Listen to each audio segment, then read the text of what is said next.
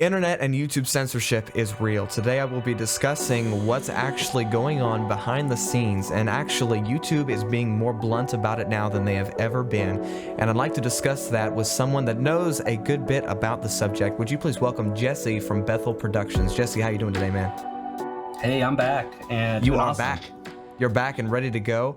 So censorship is real, and I'd like to talk about what's going on, what you're seeing, how the church can prepare for it, how we can back up our footage, and just the practical side of things. But first, I'd like to read to you this quote, and then a little bit later, I'd like to share with you a video that YouTube released a few weeks ago that got my attention. But first, let's look at this. This is Susan Wojcicki. I don't know how to pronounce her last name. She's the CEO of Wojcicki. She's the CEO of YouTube, and this is her introductory statement at the beginning of 2021 that got me really thinking about this. She said, "At YouTube, we're taking the lessons of 2020 into the new year. We're focused on delivering on our key priorities, growing the creator economy, living up to our responsibilities, helping people learn new skills, and building for the future of YouTube. We're also committed to working with governments around the world as we face increasingly complicated regulatory issues." Now, there's a lot of debate about this. Is it even happening? What's going on? First, after hearing that quote, what comes to your mind? What are you thinking? And what are you seeing when it comes to censorship? Wow. It's a big question. Do we get political? I mean, it's... You can if you want to. It doesn't really matter. Like, I think it's interesting, we don't understand.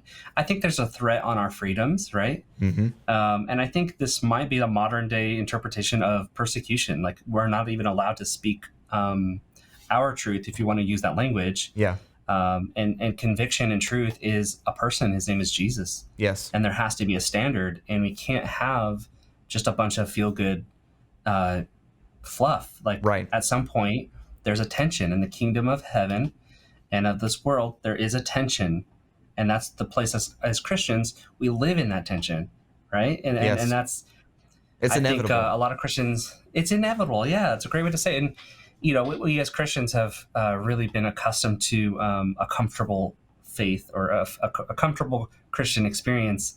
And it's not often that we experience a challenge in that. In fact, I would even say that a lot of us who get offended by other churches are offended by other brothers and sisters because we don't have a clear idea of the real tensions that are in society.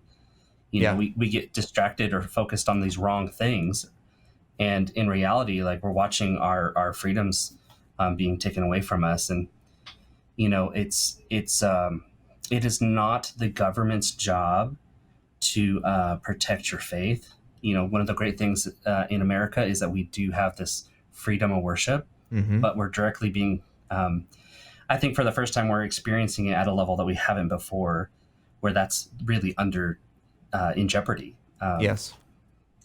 Legally or even just socially, what's acceptable. And, persecution as a Christian, like, what does that look like? We're starting to get a taste of that. Yes. So our faith is challenging, and so it's going to be challenged. And I'd like you to watch this video and kind of give me your take on it. When I saw this, it kind of startled me because I wasn't expecting them to say it as bluntly as they did. But here it is. This is from great. I'm excited. Yeah. the YouTube creator team. Let's take a look. Hey creators, true or false? A creator can get demonetized or suspended from YouTube even though their videos didn't break community guidelines. First of all, what do you think? True or false? True. All right, let's see. What do you think? If you said true, you're right. And although it's rare, you may have seen it happen in recent years. In this video, I want to tell you about YouTube's Creator Responsibility Initiative. That's a key word, responsibility. So let's keep watching, but keep that in mind. Something you may have seen in the news, but not fully understood. Nice YouTube logo. First, for some background, as a YouTube creator, you're sometimes seen as a representative of the platform and a member of this giant influential community. The more popular you get, the more you're probably called a YouTuber, and the more you help represent the whole global community of creators. real quick, let's debunk that. Because there's an Article 23, I believe is what it's called, that says the individual creator does not represent YouTube, basically, is what Article 23 was created for ad purposes. But let's keep going because it gets better. Not to mention, you're probably admired by many smaller creators who would love to achieve your level of success. So, not to sound all dad-like here, but you might say that with great popularity comes great responsibility. It becomes your responsibility, along with every YouTube creator, to help us keep the ecosystem healthy. First of all, I like this guy. He seems like a really nice guy. I would just want to say that, first of all. But here. Now, I agree. if the things you do and say as such a representative are really reckless, dangerous, inappropriate, on video or not, you can actually Whoa. cause What? What was that? He just said on video or not. What does that mean? Does that mean in the description? Does that mean on another social media platform? So basically, he's saying Article 23 is gone. It's not gone yet. I mean, I think they're working to update it because they said it was out of date from the 90s. But what's going on here? I mean, we can keep watching the video if you'd like. I don't know how much time I have with you, but I'd like to know a little bit more if we can. It's fascinating. I have not seen this video, so. Yes, I saw it while I was on vacation, and I was like, no, now I've got to do a whole slew of videos about this. But here we go. Let's keep watching. damage to YouTube and its millions of creators by hurting their reputation and revenue. Why? Because YouTube and advertisers don't want to be associated with that level of craziness. And when advertisers pull their spend, everybody loses. That's why YouTube has this creator responsibility initiative, where even if a creator's videos don't explicitly violate the community guidelines, there's a whole team of experts who weigh in on whether action is taken on a channel. And the penalties can include demonetization of a channel temporarily or permanently. This means a creator can still upload but can't make any ad revenue. It can include restriction of videos in YouTube recommendations, like on the homepage, trending tab, and or the watch next section, and even loss of support from that creator's partner manager. Now, again, these situations are rare and often temporary. Privileges are usually given back after a period of time and good behavior. So that's how it works, and I hope... Okay. Interpretive, man. Like, where's the standard? So I have a lot to say about this. Go for it. I work with Bethel. I do production stuff. I also have clients that we do specifically this stuff. This affects our market, like what we do. Our content is always controversial because we're just stating facts. And sometimes we're only reporting what's being reported. And, it's very much in a political landscape. And the idea of censorship is something that we deal with on a daily basis. And I can tell you, like, this guy is a smooth talker. He probably believes in everything that he's saying. That's and why honestly, YouTube got him. I mean, but I'm sure he's a great guy. I'm not blaming him for any of this. Yeah, totally. And everything he's saying is right. Like, it's a good message. But at the end of the day, it's who is making those calls. And if you really want to get to it, like, it's their platform. They have the right to do this. Except that it is such a public distribution of information that, unfortunately, like, if there's not a government oversight in something like that, then, they get to manipulate. And that's the key thing. They get to manipulate. Yes. One of the reasons I'm such an advocate for my own owning your own content, putting it on your own platform, is because you can't even say the truth. I mean, there's people, you cannot say the truth without conviction. And conviction is not a hot topic. Like, people don't want to be convicted right now. And so I don't know how you can stand for anything without running into the censorship issue. Yes. Like, you're going to be hit with it. And, people say, well, what's the big deal of just getting a couple violations here and there? And ultimately, it's like you're investing in infrastructure, you're investing in teams, you have an impact goal, right? You know where you're going. And, if you're building something and they can just take it from you, you're not building that. It's like building a house on sand. Yeah. Right? Like, let's be biblical about it. Right. That's ridiculous. So, I think, in fact, Isaiah, I want to hear what you say.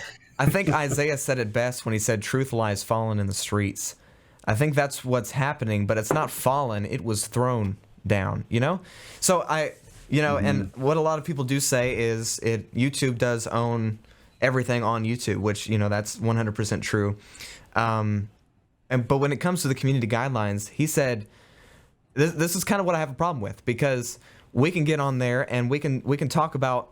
In the past, we've been able to talk about polarizing topics, and whether it was true or not was for the viewer to decide, and they would decide the truth. They would weigh both options, and okay, I'm going to go with this option.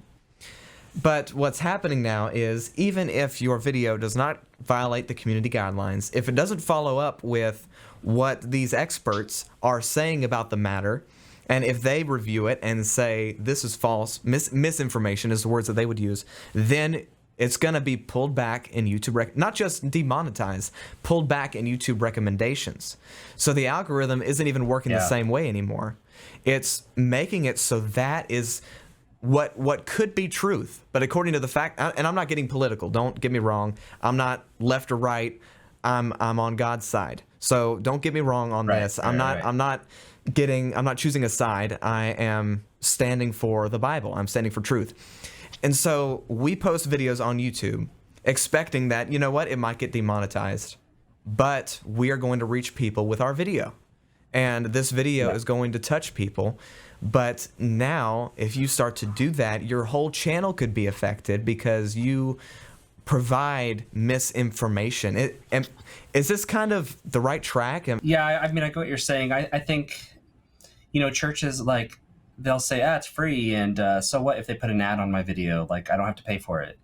And I get that. And I think the fact that there is a manipulation of the algorithm, I think, makes me very uncomfortable. Yeah. I also think that when we have these conversations, so one of my pet peeves is when people create content with no real point. It's just fluff pieces, It's like if we approached the news, even reporting and information with the same conviction that they're displaying on social media right now, we would see a more honest reporting in general. Like, we wouldn't see this agenda. Mm-hmm. And so, where's the energy for that kind of thing?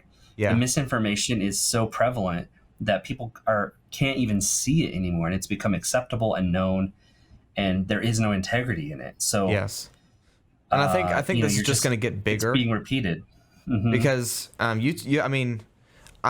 a church, our responsibility is to go after the harvest, and where people are. People are on YouTube. More than 2 billion monthly logged in active users are on YouTube monthly. And they are the second largest search engine in the world, owned by the first, which is Google. And you know that if this is going to happen on YouTube, what has been one of the most stable, secure platforms that you can post good content, put a good thumbnail on it, put a good title, have a good description, have good content, and actually reach people. Now that we know that that's going downhill, I mean, what little hope we had for Facebook is gone. What little hope we had for Twitter is gone. Now we're just being split up more, I think, because there are free speech platforms that are opening up, like Gab Social, Rumble, those kind of things. But then you're splitting up people, so now those people aren't going to hear this side. They're not even going to try to go over there, because to this side, that side is crazy, or to this side, that side is crazy. So I think it's just getting worse. I mean, what do you think? I think so too. But I think also, our position, our posture as Christians, like, we could be pretty passive. And I think in all of this, it's if I could go back 5 years, I knew money, so impact was in the communities that you build digitally, and so Facebook groups was super hot, right? And it still pretty much is. But if I could go back, I would transfer all of those tools into something I owned, because I think that's where the real wealth is for influence. And I think even the nature of this conversation, it's a real slippery slope of, like, are we talking about conviction and impact? Are we for the kingdom? Mm-hmm. Or are we trying to get more followers, or like Right. ego. So Yes. it's really important to know and be honest with yourself. Am I being motivated by an ego thing, or is this about souls? Is this about salvation? Is this about impact? And so with that being said, it's like the online discipleship model, or even just how do people consume the content? Your local body still consumes it online, and I think, man, it's just crazy. Like, if I'm a pastor, like, I want to speak the truth in love, but I want to say it with conviction. Yes. And I can't be afraid to say what I can't be afraid to bring the message. Yeah. Because it might offend somebody. Like, that's just crazy talk. So I think I don't even know where the debate is in it. You know what I mean? 'Cause Right. it's like, this is Right. unacceptable. I think the persecution is focused on the church, but I think to be fair and balanced about it, I would say that there's been some lack of integrity. There has been misinformation, and this is a response due to a lack of accountability within the church, where people are being kind of radical, and not all people are on the same in the same place. I agree. And I wouldn't even target just Christians, but I would say people's immature responses has really created this toxic environment. And because someone else's beliefs are controlling this marketplace, It gives them a springboard. Exactly. Right? And so I think the solution when it comes to this, we've heard the bad news, but I think the solution, we talked about in another video, layering your connection. And something else that Susan said in that article, which I will link up in the description below, I highly recommend you read it. There's a lot of other scary things in there that I'm not going to go into right now. But she said, learning in-demand professional skills can be life-changing, and I believe we need to aim high in our efforts. Listen to this. We're setting a new goal to double the number of users who engage with educational content on YouTube. We want to help more people like Brandon and Josh, you can look at the article, connect with videos that will set them on a path of personal fulfillment and economic opportunity. So right now what she's saying is we're going to crack down on this, but we're going to bring this up. Like we're going to elevate tutorial videos, how-tos, teachings. So I think the goal needs to be being wise as serpents and harmless as doves, right? Yeah. We need to, as a church, we need to be wise as serpents and know that, okay, teaching things is where we need to be right now on YouTube. And maybe some polarizing content, you can experiment with that if you'd like. Maybe have a deeper layer of connection where you talk about those things for your people that are interested. What do you think about that? I think that's a really great way to say it. I mean, that's wisdom. Strategy is huge. Like we want to say, if I want to talk strategy, I would say there's probably videos that are meant to be polarizing, and there's times where it isn't. Yep. And maybe those individual videos can be strategically uploaded or put on certain playlists or released in a certain way. I think it's be crafty, man. Like be crafty, but don't let people water it down. Yes. Because we don't need more noise. We need truth and love. Yep. So I think the only thing we can do is obey the Holy Ghost. The answer to 1,000 questions is be led. So what should we do, Evan? What should we do, Jesse? Be led. So any final thoughts when it comes to this for the audience that's watching? Yeah, I mean, I would probably just echo that. Like, people are looking for an authentic experience. Again, as content producers, technology facilitators, as people who are pastoring technology in our faith, it is essential that we are focused on bringing the presence and an encounter to people where they can experience the truth. I think that trumps all things. I think when people have that experience, it really just pushes a whole host of things away, and it really gets the distractions out and really focuses on just the real stuff that matters. I think that is the most important thing. I would say there's lots of strategy, but I think protecting that is probably the core mission there. Like let's encounter who he is first. Let's have a personal experience with that. And then, the controversial stuff, maybe we just take that offline, take that away from those platforms, So use it for what it is. But, it's evangelism, like you're going to put deodorant on because you don't want to stink when you walk up and are talking to someone, you know what I mean? Like, use common sense there. That's a good illustration. I get what you're saying. The best one I can think of. Yeah. No, I love this conversation, So- man. Thank you so much for taking the time to be with us today. Thanks, man. I appreciate you having me. Now, for those of you watching, be sure you check out the whole playlist of interviews that I've done with him and Mr. Drake. These are the dynamic duo. Check it out. Watch all the videos. Let me know what you think, and I'll see you in that playlist.